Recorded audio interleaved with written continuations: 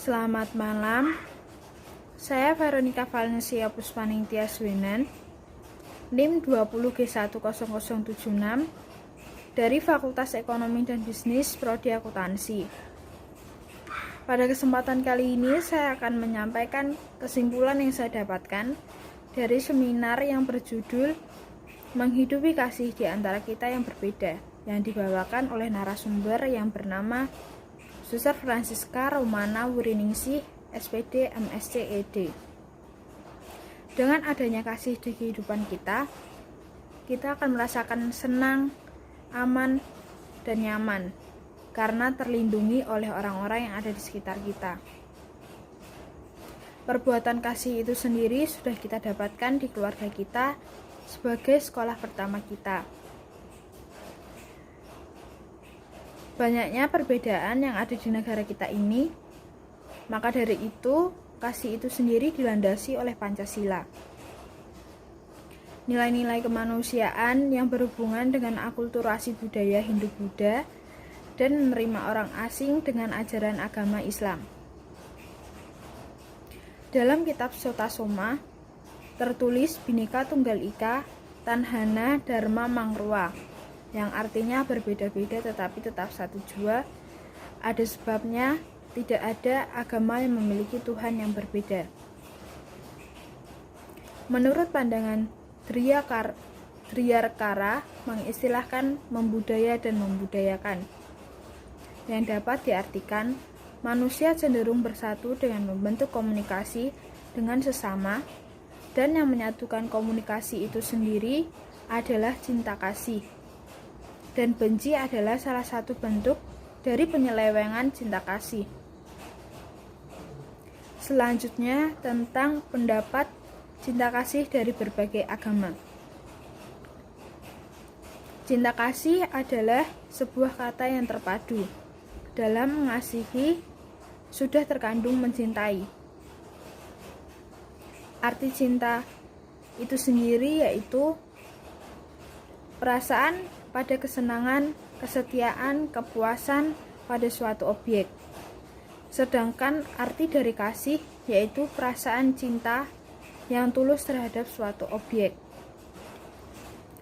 Dalam agama Buddha, cinta kasih adalah ajaran yang paling penting. Menurut agama Buddha, apabila cinta kasih itu dikembangkan, dapat menciptakan keharmonisan di alam semesta. Keharmonisan manusia dengan binatang, binatang dengan tumbuhan, tumbuhan dengan manusia, atau bahkan keharmonisan antara makhluk satu dengan makhluk yang lainnya.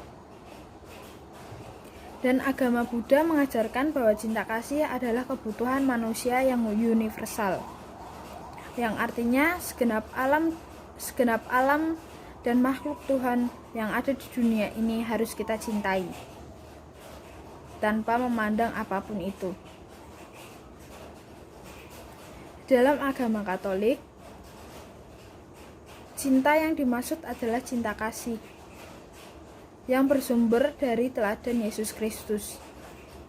Tanpa cinta kasih dari Yesus, maka tak akan ada keselamatan, karena bukti cinta Tuhan dengan rela sengsara dan wafat di salib untuk menyelamatkan umatnya manusia.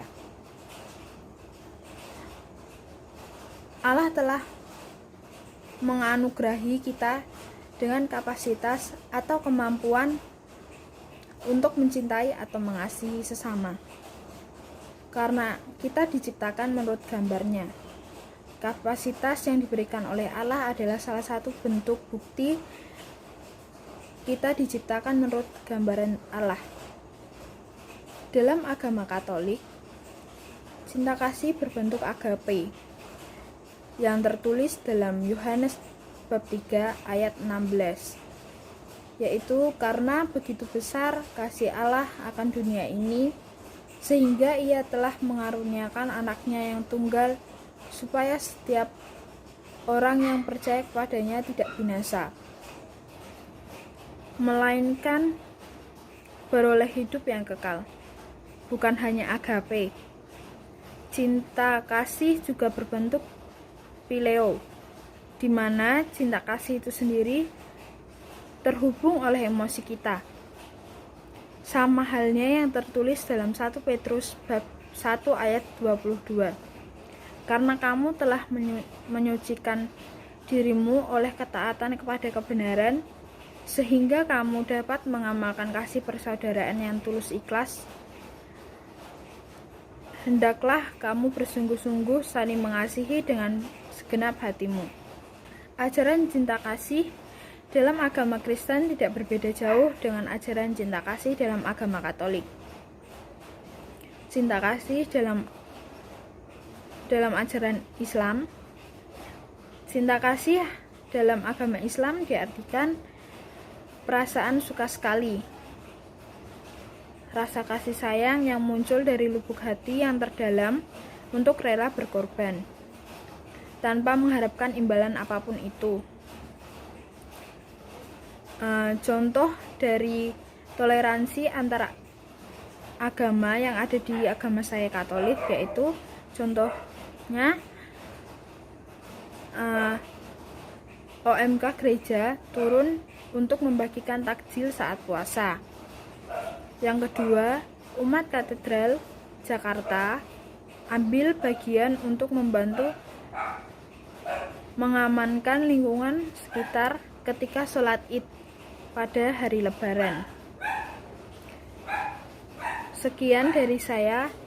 Terima kasih.